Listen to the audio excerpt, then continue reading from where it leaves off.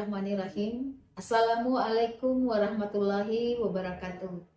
Perkenalkan, saya Suhartati, Sarjana Hukum, Magister Hukum, NIDN 0921057803, dosen tetap Fakultas Hukum Universitas Indonesia Timur.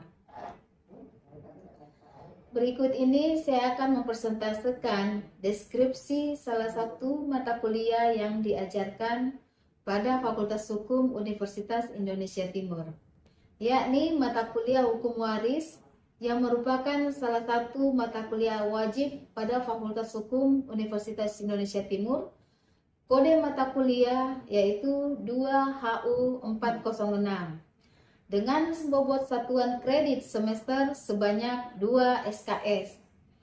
Saat ini, mata kuliah Hukum Waris diajarkan pada semester 4 atau genap pada setiap tahun akademik pada Fakultas Hukum Universitas Indonesia Timur. Mata kuliah ini membahas mengenai teori tentang pewarisan yang berlaku di Indonesia. Antara lain, materi hukum waris menurut KUH Perdata, hukum waris menurut hukum Islam, dan hukum waris adat. Setelah mempelajari mata kuliah ini, diharapkan kepada mahasiswa mampu menguasai teori pewarisan dan memiliki keterampilan dalam melakukan pembagian harta warisan menurut KUH Perdata, hukum Islam, dan hukum adat. Sehingga mahasiswa diharapkan mendapatkan manfaat, yakni memiliki modal dalam menyelesaikan masalah-masalah pewarisan yang terjadi di masyarakat. Adapun tujuan instruksional atau capaian pembelajaran yang dilaksanakan pada kuliah mata hukum waris ini yaitu mahasiswa mampu memahami dan menjelaskan sistem hukum waris yang berlaku di Indonesia. Mahasiswa juga mampu memahami dan menjelaskan pengaturan atau ketentuan umum dalam hukum waris perdata. Pada bagian ini, mahasiswa diharapkan memahami tentang pengertian dan ketentuan-ketentuan umum dalam hukum waris. Selanjutnya, mahasiswa mampu memahami dan menjelaskan tentang mewaris dengan cara mengganti, di mana dikenal dalam pewarisan seorang ahli waris dapat memperoleh harta warisan dengan cara mengganti atau secara langsung. Selanjutnya, mahasiswa juga mampu memahami dan menjelaskan penggolongan ahli waris, di mana di dalam KUH Perdata, penggolongan ahli waris terbagi atas 4. Golongan pertama, golongan 2, dan golongan 3, dan terakhir adalah golongan keempat. Mahasiswa mampu memahami dan menjelaskan tentang pewarisan anak luar kawin, di mana menurut KUH Perdata, seorang anak luar kawin yang diakui berhak atas harta warisan dari orang tua yang mengakuinya.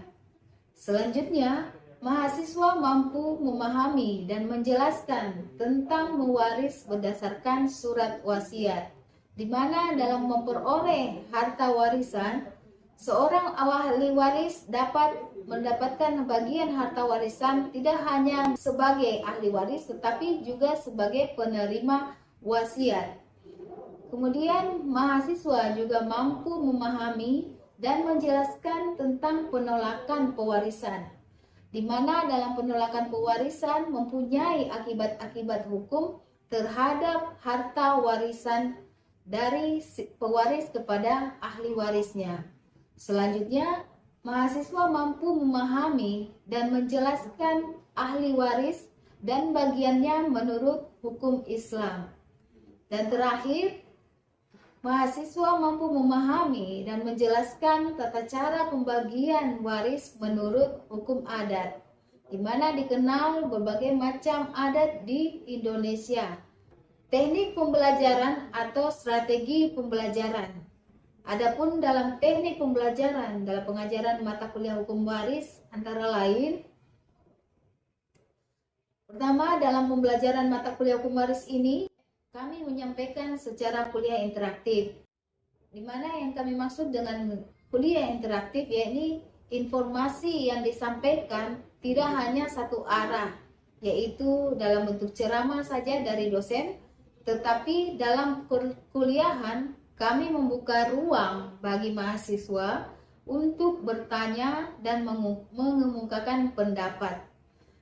Dalam menunjang mata kuliah hukum waris ini, kami juga menggunakan PowerPoint sehingga pokok-pokok pengajaran dapat disampaikan secara jelas dan terarah. Dan untuk meningkatkan kemampuan mahasiswa, kami memberikan tugas baik secara individu maupun kelompok terkait mata kuliah hukum waris dan case-case yang terbaru yang terjadi di masyarakat, sehingga dapat mengukur kemampuan perorangan dan kemampuan kerjasama dalam penyelesaian persoalan pewarisan. Dan kami juga memberikan kuis di akhir pembelajaran sehingga dapat mengukur sejauh mana pembelajaran yang dicapai pada setiap pertemuan pembelajaran mata kuliah hukum waris. Asesmen, yakni terkait dalam memberikan penilaian, kami nilai dari 6 item, di mana 6 item itu adalah kehadiran 10%, keaktifan 15%, tugas 10%, nilai kuis 15%, mid 25%, dan final test 25%.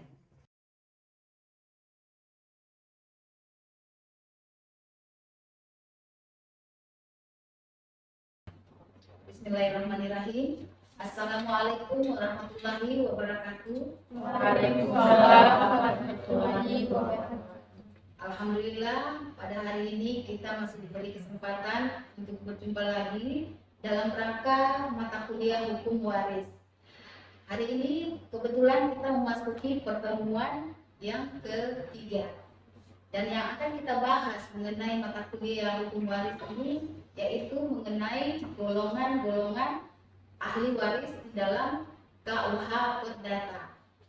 Sebelum kita memasuki pembahasan yang lebih lanjut mengenai golongan-golongan ahli waris ini, mungkin kita bisa refresh mengenai pembahasan mata kuliah sebelumnya ya, yang kita bahas. Pada pertemuan sebelumnya kita sudah membahas mengenai ketentuan-ketentuan umum tentang warisan dan mengenai ahli warisnya ya. Jadi dapat disimpulkan bahwa hukum waris itu memenuhi atas berapa unsur? Siapa yang bisa jawab? Baik, adapun unsur hukum waris yang pertama pewaris, yang kedua harta waris, yang ketiga ahli waris. Oke, baik. Terima kasih. Tadi itu jawabannya sudah betul ya dari saudara Adrian. Saya kira itu sudah cukup untuk merefresh mata kuliah yang sebelumnya. Sekarang kita akan memasuki mata kuliah pembahasan berikutnya yaitu golongan ahli waris. Di dalam KUH Perdata dikenal ada 4 golongan ahli waris. Golongan 1, golongan 2, golongan 3, dan golongan keempat. Nah, golongan pertama yaitu adalah suami atau istri yang hidup terlama serta anak-anak dan keturunannya. Anda bisa lihat di sini. Jadi kalau di sini yang di warna hitam ditandai bahwa ini adalah si yang meninggal dunia, ya, meninggal dunia. Di sini ada 2 meninggal dunia, tetapi di dalam posisi di sini itu golongan ahli si pewarisnya di sini adalah yang berada di atas, ya. Jadi ini adalah suami, ini adalah istri. Oke. Jadi keturunannya adalah si bisa kita beri nama di sini A, B, C, B, D, B, X, B, D, Y. Ya. Jadi perkawinan antara X dan Y menghasilkan A dan D. D pernah melakukan perkawinan, ya, dan meninggalkan anak B dan C. Dalam hal ini Kalau Anda melihat seperti ini, kira-kira yang menjadi ahli warisnya siapa? A, B, A, B, dan C. Kenapa B dan C masuk di dalam ahli waris? Ya. Mengapa B dan C itu merupakan ahli waris? Karena perkawinan antara X dan Y menghasilkan sebuah pewaris yang disebut dengan A dan D. Kemudian D ini meninggal, makanya digantikan dengan anaknya B dan C. Jadi seperti pembahasan kuliah minggu lalu bahwa sistem mewaris ada dua macam, ada sistem langsung dan ada sistem mengganti. Nah, dalam hal ini B dan C berkedudukan menjadi ahli waris karena sistem mengganti. Ya, dia menggantikan D yang sudah meninggal lebih dulu daripada si pewaris.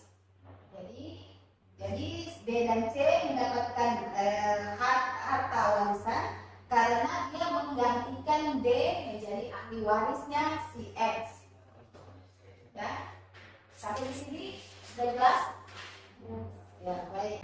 Selanjutnya kita membahas mengenai golongan kedua. Golongan kedua yaitu orang tua, ayah, ibu, dan saudara-saudara serta keturunan saudara-saudaranya.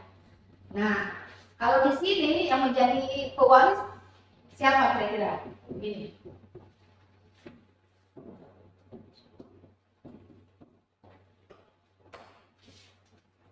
Siapa yang menjadi pewaris? C.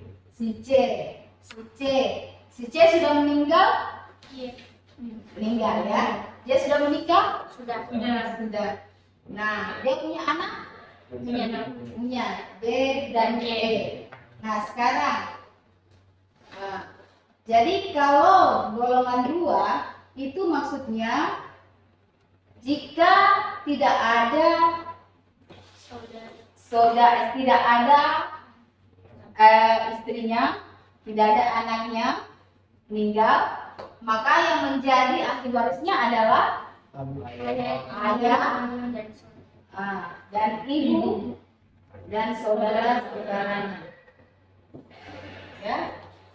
Nah, selanjutnya golongan 3 yaitu keluarga dalam garis lurus ke atas sesudah bapak dan ibu. Nah, seperti bagian di atas Anda bisa lihat, ya. Nah, di situ yang meninggal, ya, yang hitam di bawah. Nah, adalah keluarga garis lurus ke atas sesudah bapak dan ibu. Baik, selanjutnya golongan keempat yaitu keluarga garis ke samping sampai derajat ke-6. Seperti bagian yang kita lihat di atas itu pewaris yang sudah tidak memiliki orang tua dan sudah tidak memiliki kakek dan nenek. Dan yang di bagian tersebut kita bisa lihat yang tersisa hanyalah saudara dari kakek dan nenek. Ya. Nah, yang dimaksud dengan keluarga menyamping atau ke samping yaitu saudara-saudara dari kakek, saudara dari ayah, dan seterusnya. Ya.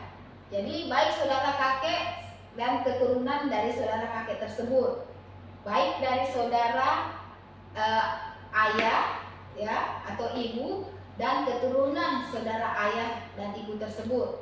Jadi dapat kita simpulkan bahwa golongan 1 itu meliputi suami atau istri yang hidup terlama, kemudian anak, dan selanjutnya adalah keturunan dari anak atau cucu, ya. Kemudian golongan 2 meliputi ayah dan ibu, saudara, dan keturunan saudara, atau dalam hal ini ponakan, ya. Selanjutnya yang dimaksud ahli waris golongan 3 itu meliputi kakek dan nenek, baik dari pihak ayah maupun ibu, orang tua kakek dan nenek itu, dan seterusnya ke atas, ya. Nah, selanjutnya golongan keempat meliputi paman dan bibi dari pihak bapak maupun pihak ibu. Keturunan paman dan bibi sampai derajat ke-6 dihitung dari si meninggal. Silakan, ada yang mau melakukan mau bertanya, ada yang kurang jelas? Ya, silakan saudara Edwin. Ya, assalamualaikum warahmatullahi wabarakatuh. Waalaikumsalam warahmatullahi wabarakatuh. Terima kasih atas waktunya. Terkait dengan materi yang tadi Ibu sampaikan, saya sedikit penasaran terkait ada beberapa pertanyaan yang ingin saya tanyakan. Dalam hal ini terkait dengan pewaris itu sendiri, Bu. Di mana andai kata ketika meninggal si suami meninggal dan atau pewaris ini tidak memiliki atau yang meninggal ini tidak memiliki ahli waris gitu. Si pewaris ini tidak memiliki ahli waris untuk melanjutkan warisannya.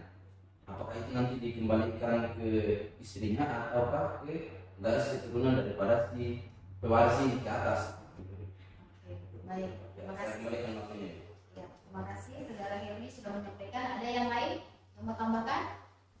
Oke, kalau begitu saya langsung menjawab.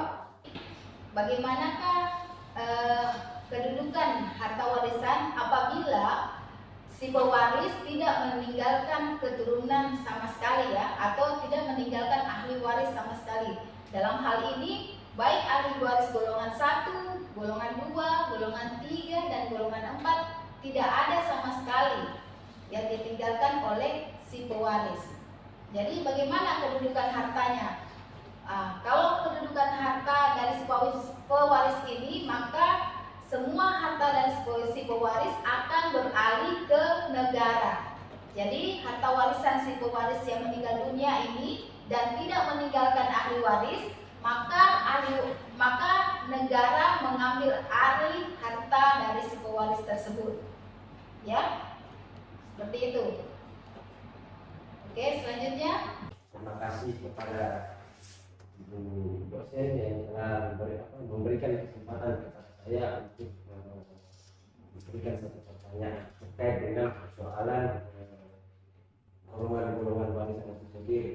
Nah, substansi dari pertanyaan saya di sini adalah apakah ketika misalnya suami istri yang telah memiliki harta warisan dan si suami dari istri ini meninggal dan istri ini menikah lagi dan mempunyai keturunan dari si suami kedua, apakah pernikahan kedua daripada si istri ini mendapatkan harta warisan atau bagaimana?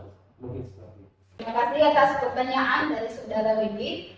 Jadi jawaban dari pertanyaan saudara Wibin, bagaimanakah kedudukan ahli waris yang di mana salah satu pasangannya menikah kembali setelah pasangannya meninggal dunia atau si pewaris meninggal dunia, ya.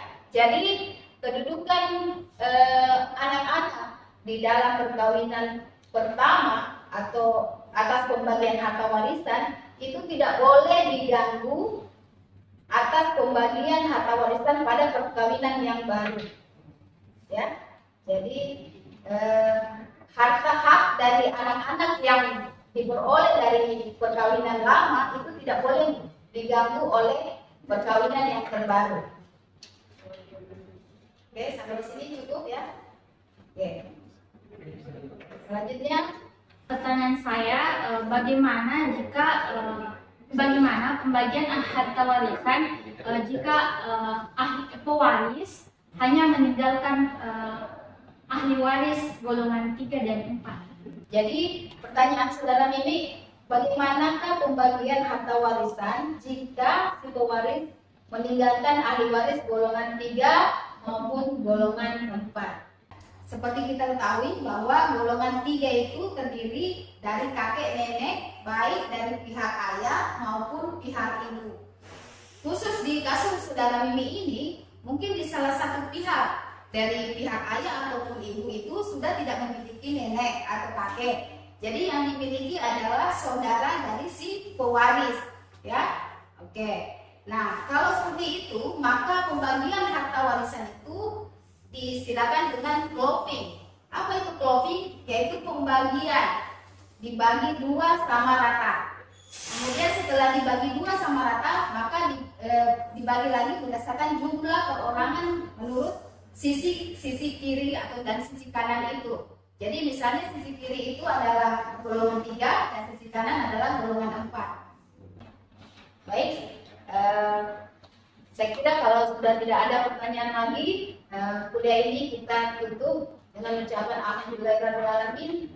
Perkuliahan hari ini kita tutup. Wabillahi taufiq wal hidayah. Wassalamualaikum warahmatullahi wabarakatuh. Demikian deskripsi mata kuliah yang kami buat. Semoga dapat memberikan manfaat bagi kita semua. Terima kasih. Wassalamualaikum warahmatullahi wabarakatuh.